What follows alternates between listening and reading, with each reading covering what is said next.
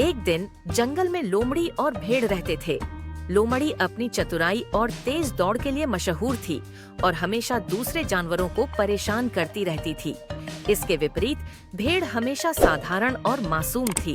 एक दिन लोमड़ी ने भेड़ को चुनौती दी, अगर तुम मुझे दौड़ में हरा सको तो मैं तुमसे अपनी दुश्मनी खत्म कर दूंगा। भेड़ ने यह चुनौती बिना किसी डर के स्वीकार कर ली, क्योंकि वह जानती थी कि असली ताकत सिर्फ तेज दौड़ने में नहीं बल्कि समझदारी में होती है। चुनौती की शुरुआत, दोनों जानवर दौड़ने के लिए तैयार हो गए। लोमड़ी तेज दौड़ते हुए आगे बढ़ने लगी, जबकि भेड़ धीरे धीरे और बहुत सतर्कता से दौड़ने लगी। लोमड़ी अपनी तेज दौड़ में खुश थी, जबकि भेड़ अपनी समझदारी और सोच समझकर चल रही थी। अचानक मोड़, जब लोमड़ी थक कर रुक गई और उसने पीछे मुड़कर देखा तो वह हैरान रह गई कि भेड़ उससे आगे निकल चुकी थी।